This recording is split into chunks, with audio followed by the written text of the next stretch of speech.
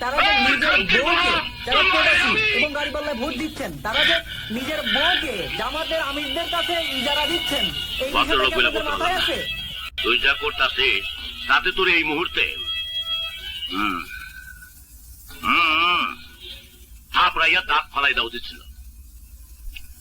আমি ভদ্রলোক বলে পারতাছি না। এই তোর আর কি করা উচিত ছিল জানিস?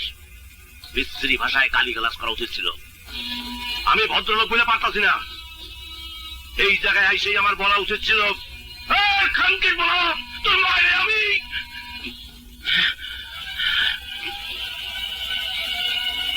ভদ্রলোক বলে বলতে পারলাম না।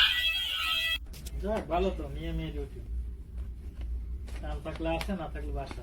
ভালো তো, খাওয়া দাওয়া হয়েছে?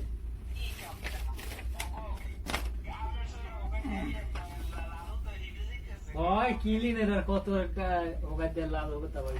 ওকে, দানের শীষ থাইরুয়ের মার্কা, দানের শীষ মার্কা। মারছা ধানের শেষ? হ্যাঁ, দানের শীষ।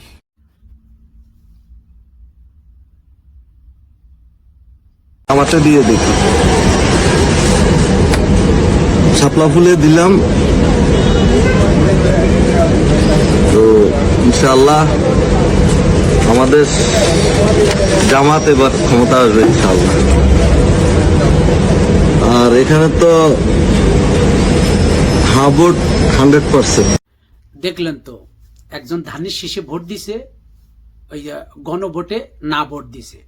আর একজন ছাতি মার্কায় ভোট দিছে, গণভোটে হা ভোট দিছে। আর একজন দাঁড়িপাল্লায় ভোট দিছে, গণভোটে হা ভোট দিছে।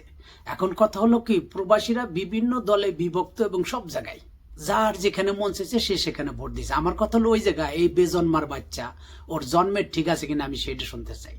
আমার কথা হলো কি, এই যে যারা ধানের শীষে ভোট দিছে প্রবাসীরা, তারা কি বিএনপির কাছে তার বউকে ভাড়া দিছে? এই যে লোক ছাতি মার্কায় ভোট দিছে, সে কি তার বউকে ছাতি মার্কার আলার কাছে ভাড়া দিছে?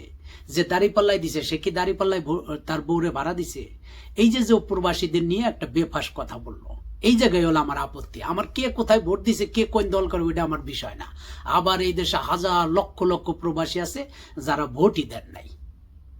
তাহলে এই যে বেজন্মার বাচ্চা যে একটা কথা বললো, ওর মার কাছে যায় ওরে জিজ্ঞেস করতে কই যে তোর মার কাছে যায় তুই জিজ্ঞাসা যে তোর জন্মের ঠিক আছে নি, না তোর মা কার কাছে ভাড়া খাইতে তোরে জন্ম দিছে। বেজন্মার বাচ্চার কাছে ভিডিওটা শেয়ার করে দিবেন, আপনারা রিপোস্ট করবেন। এই বেজন্মার বাচ্চাটা এটা হলো এক নম্বর একটা বেজন্মার বাচ্চা।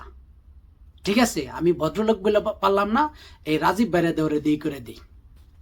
তারা যে নিজের বউকে যারা প্রবাসী এবং গাড়িপাল্লায় ভোট দিচ্ছেন,